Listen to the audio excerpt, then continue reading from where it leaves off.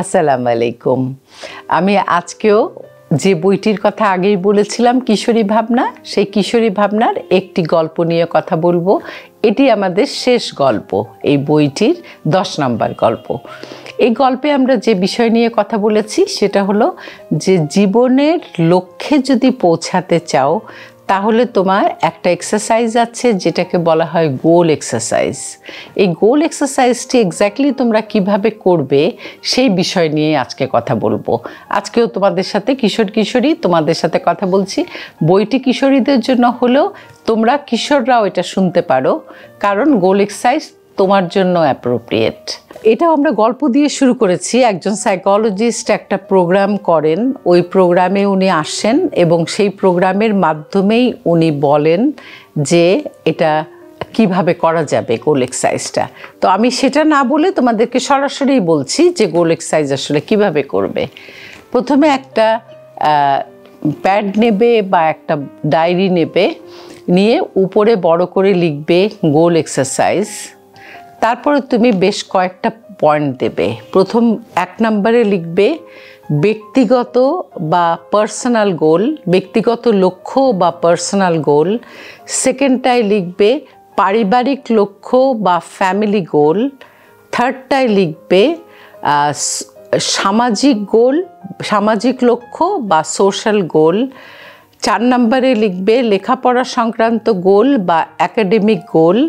আর লাস্টে লিখবে পেশাগত লক্ষ্য বা প্রফেশনাল গোল। আচ্ছা, তারপরের যে 3টা পয়েন্ট লিখবে সেটা খুব ইম্পর্ট্যান্ট। 6 নম্বরে গিয়ে তুমি লিখবে অপরচুনিটিস টু রিচ দ্য গোল, অর্থাৎ লক্ষ্যে পৌঁছানোর আমার সুবিধা কী আছে, লক্ষ্যে পৌঁছানোর সুবিধাসমূহ। তারপরেরটা হলো ব্যারিয়ার্স টু রিচ দ্য গোল, অর্থাৎ আমি গোলে বা লক্ষ্যে পৌঁছানোর জন্য আমার বাধা কী আছে, অর্থাৎ লক্ষ্যে পৌঁছানোর বাধাসমূহ।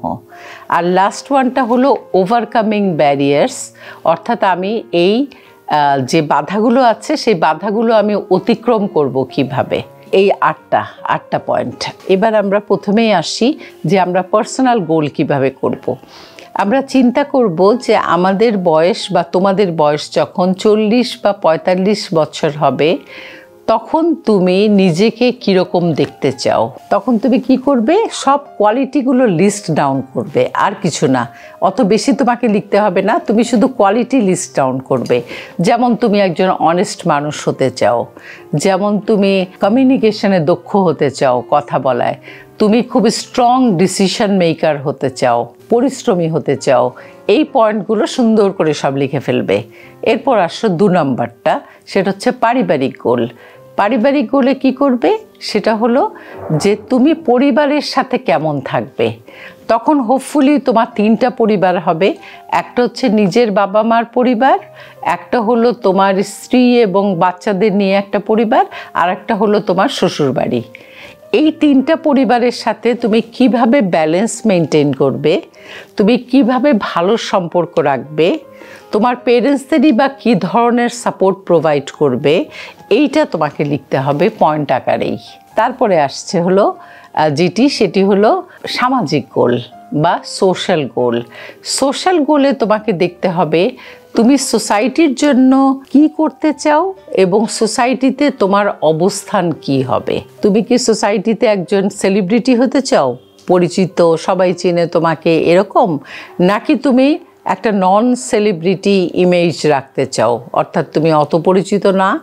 আবার তুমি কি সোশ্যাল ওয়ার্ক করতে চাও, সোশ্যাল ওয়ার্ক করলে তুমি মানুষের উপকার করতে চাও।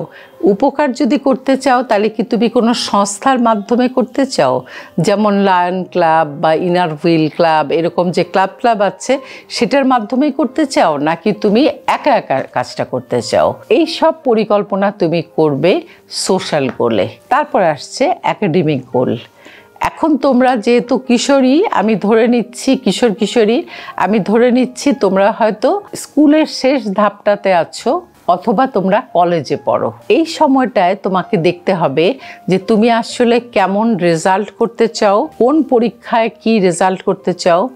এসএসসি পাশ করার পর তুমি কোন কলেজে যেতে চাও, শুধু একটা কলেজ কিন্তু ঠিক করবে না, তুমি কিন্তু বেশ কয়েকটা করবে।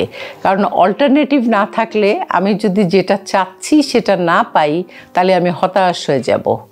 ধরো তুমি চাচ্ছ যে তুমি হোলি ক্রসে ভর্তি হবে, কিন্তু তুমি হোলি ক্রসে সুযোগ পেলে না, তারপর তুমি দেখা যাবে ছাদ থেকে লাফ দিচ্ছ, তাই তো? তো ছাদ থেকে লাফটাপ দেওয়া যাবে না, কারণ এই কারণেই আমাদের অল্টারনেটিভ রাখতে হবে যে ঠিক আছে আমি হোলি ক্রসে না হলে আমি ইডেনে ভর্তি হব, ইডেনে না হলে বদরুন্নেসায় ভর্তি হব, কোনো একটা অল্টারনেটিভ রাখতে হবে তোমাকে। রেজাল্টের ক্ষেত্রেও অল্টারনেটিভ হতে পারে বা একটা রেঞ্জ হতে পারে, হ্যাঁ, যে তুমি যে রেজাল্টটা করবে একদমই ফিক্সড করে একটা নাম্বার ঠিক না করে তুমি রেঞ্জ করতে পারো, এখান থেকে এখান পর্যন্তর মধ্যে থাকতে চাও তুমি। আবার কোন কলেজে যাবে, কোন ইউনিভার্সিটিতে যাবে, তুমি কি পাবলিক ইউনিভার্সিটিতে যেতে চাও নাকি প্রাইভেট ইউনিভার্সিটিতে যেতে চাও, তুমি কি দেশে হায়ার এডুকেশন করতে চাও নাকি বিদেশে গিয়ে হায়ার এডুকেশন করতে চাও, বিদেশে করলে তুমি কোথায় করতে চাও, এই সব ডিটেল তোমাকে লিখতে হবে একাডেমিক গোলে। তারপরে আসছে প্রফেশনাল গোল, তুমি পেশায় কি হতে চাও, তুমি কি ব্যবসা করতে চাও নাকি চাকরি করতে চাও, চাকরি করলে তুমি কি ধরনের চাকরি করতে চাও, তুমি কি ইউনিভার্সিটি টিচার হতে চাও, তুমি কি ডেভেলপমেন্ট ফিল্ডে অর্থাৎ এনজিওতে কাজ করতে চাও। কিন্তু সেটা ছাড়াও হতে পারে, যেমন তুমি যদি ডাক্তার হও তাহলে কি তুমি প্রাইভেট ক্লিনিকে কাজ করতে চাও নাকি গভর্নমেন্ট ডাক্তার হতে চাও, গভর্নমেন্টে কাজ করতে চাও নাকি প্রাইভেট লেভেলে কাজ করতে চাও, এরকম প্রচুর অপশন থাকতে পারে তোমার, এবং তোমার কিছু অপশনও থাকতে পারে। সব কিছু মিলে তুমি প্রফেশনাল গোলটাকে বের করবে সুন্দর করে। এখন ইভেন এটাও হতে পারে যে তুমি ধরো বিদেশে পড়তে গেছো, এখন পড়তে গিয়ে কি তুমি বিদেশে থেকে যাওয়ার প্ল্যান করবে, ওখানেই তুমি চাকরি করবে, নাকি তুমি বাংলাদেশে ফিরে এসে বাংলাদেশে চাকরি করবে।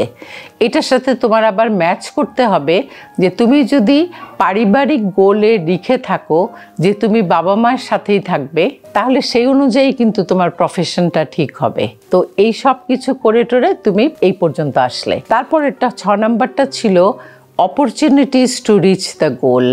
তুমি যে এই যে গোলে যেতে চাও তোমার সুবিধা কি আছে। একটা সুবিধা হতে পারে যে তোমার বাবা তোমাকে ফিনান্সিয়ালি সাপোর্ট করতে পারবেন, ধরো তোমাকে হয়তো মাস্টার্স লেভেল পর্যন্ত সাপোর্ট করতে পারবেন। তুমি যদি পিএইচডি করতে চাও পিএইচডিতে হয়তো পারবেন না, তুমি হয়তো পোস্ট ডক করতে চাও পোস্ট ডকেও পাবে না, তুমি হয়তো মাস্টার্স লেভেল পর্যন্ত পারবে। সেটা লিখতে হবে তাহলে যে কোন লেভেল পর্যন্ত তুমি বাবা মায়ের কাছ থেকে ফিনান্সিয়াল সাপোর্ট পাবে। তুমি কি মেন্টাল সাপোর্ট পাবে। তোমাদের কিশোরীদের ক্ষেত্রে এটাও হতে পারে যে তোমার বাবা মা তোমাকে আর্লি বিয়ে দিয়ে দিতে চায়, মাস্টার্স লেভেল পর্যন্ত নিতে চায় না, হয়তো 20 বছরের বেশি আর্লি তো অফকোর্স করা যাবে না বিয়ে এত আর্লি, তারপরে হয়তো করবে, কিন্তু তুমি অত পর্যন্ত নাও যেতে পারো, সেটা একটা ব্যাপার আছে।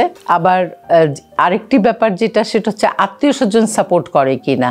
অনেক সময় আমরা মেয়েদের ক্ষেত্রে দেখেছি যে বিদেশে তার একটা অ্যাডমিশন হলো, কিন্তু মেয়ে বলে আত্মীয় স্বজন সবাই মিলে মা বাবাকে বুদ্ধি দিল যে এই কাজও করবা না, যে বাইরে না। আমার মনে আছে আমি যখন পোস্ট গ্রাজুয়েশন করতে নরওয়েতে গেছি অসলোতে, আমি কিন্তু ম্যারিড ছিলাম এবং আমার কিন্তু একটা বাচ্চা ছিল, তারপরেও আত্মীয় স্বজন ওকে বলেছে যে এত দূরে যেতে দিচ্ছ ভাবিকে বা বৌমাকে, এত দূরে যেতে দিচ্ছ, এটা নিয়ে আপত্তি ছিল। কিন্তু আমার হাজব্যান্ড ওয়াজ ভেরি স্ট্রং এই ব্যাপারে, যার জন্য এসব বলে টলে কোনো লাভ হয় নাই আর কি। তো সেটাও অনেক সময় অনেক পরিবারের ক্ষেত্রে আমরা দেখি যেটা হয়। তো এগুলো হচ্ছে আমরা যদি ওদের সাপোর্ট থাকে তাহলে আমরা অপরচুনিটি লিখবো। তুমি অপরচুনিটির মধ্যে লিখবা যে তোমার আত্মীয় স্বজনেরও মেন্টাল সাপোর্ট আছে। তারপরে আসো ব্যারিয়ার্স। ব্যারিয়ারটা ইম্পর্টেন্ট, কারণ হলো কি কি জন্য তুমি এই জায়গাটায় পৌঁছাতে পারছো না। একটা হতে পারে তোমার মনোযোগের অভাব, আরেকটা হতে পারে তুমি লেখাপড়া নিয়ে অত মোটিভেটেড নও, আরেকটা হতে পারে তুমি সেলফোন নিয়ে সারাক্ষণ ব্যস্ত থাকো, ওই দুনিয়াতে থাকো, সারাক্ষণ গেম খেলতে থাকো, এই জন্য তুমি ডিসিপ্লিনড নও, তুমি টাইম ম্যানেজমেন্টে ভালো না, যে কারণে তুমি হয়তো এই জায়গাতে পৌঁছাতে পারবে না। এটা হতে পারে তোমার ব্যারিয়ারের জায়গাটি। তৃতীয়টি এসছে যে ওভারকামিং ব্যারিয়ার, তুমি ব্যারিয়ার উত্তরণ কিভাবে করবে, এটার একটা প্ল্যান তোমাকে করতে হবে। যারা আমার কাছে আসো বা অন্য কোনো কাউন্সিলর বা সাইকোলজিস্টের কাছে যাও, তাদের জন্য এটার উত্তর হচ্ছে যে তুমি কাউন্সেলিং নিচ্ছ। এই কাউন্সেলিং নেওয়ার মাধ্যমেই তুমি এই ব্যারিয়ারগুলো উত্তরণ করতে পারবে। আর যদি তুমি কাউন্সিলরের কাছে না আসো, তুমি বলতে পারো যে তুমি বড়দের উপদেশ নিবে, পেরেন্টসরা যেটা চাচ্ছে সেটা নিয়ে কনসার্ন থাকবে এবং নিজেই নিজেকে হেল্প করবে, সো দ্যাট এই ব্যারিয়ারগুলো থেকে তুমি উঠে আসতে পারো। এই ছিল আমাদের গোল এক্সারসাইজ। আমার মনে হয় মা তোমাদেরকে এবং আমার বাবারা অর্থাৎ কিশোররা তোমাদের জন্য খুব কাজ করবে এটা। তোমরা যদি এইভাবে, এরপরে কি করবে এটা একটু বলে নেই অবশ্য, যে তুমি পুরোটা লেখার পরে এটাকে খুব সুন্দর করে কম্পোজ করতে পারো, বড় করে প্রিন্ট করে তুমি একটা আর্ট পেপারে লাগাতে পারো, তারপর ওইটা তোমার পড়ার টেবিলের সামনে রেখে দাও। সুন্দর করে তুমি চারপাশে একটু লতা ফুল এটাও আঁকতে পারো, চাইলে তোমার ছবি পেস্ট করতে পারো, হ্যাঁ, করে এটা সামনে রেখে দিবে যাতে এটা সব সময় তোমাকে গাইড করে। আমার উদ্দেশ্যটা কি? আমার উদ্দেশ্য হলো তোমাদেরকে গোল ওরিয়েন্টেড করা, অর্থাৎ বাংলায় আমরা বলবো লক্ষ্যাভিমুখী, অর্থাৎ লক্ষ্যর দিকে যেন তুমি যাও। এতে কি হবে জানো? এতে তোমাকে অন্য কেউ তোমার রাস্তা থেকে সরাতে পারবে না। যেটা হবে সেটা হলো, তুমি কোনো বন্ধু তোমাকে সিগারেট খেতে বললো, কোনো বন্ধু তোমাকে গাঁজা খেতে বললো, তুমি অন্যদেরকে প্রেম করতে দেখে প্রেম করতে চাইলে, কিন্তু তোমার গোল তোমাকে এখান থেকে একদম সোজা রাস্তায় রাখবে, তোমাকে এদিক ওদিক যেতে দেবে না। আজকে এ পর্যন্তই। আমাদের এই বইটার 10টা গল্পই শেষ হয়েছে। আমার মনে হয় তোমাদের ভালো লেগেছে। বইটা যদি তোমরা কেনো এবং পড়ো, এটা তোমাদের জন্য ভীষণ উপকারী হবে। আজকে এ পর্যন্তই। আল্লাহ হাফেজ।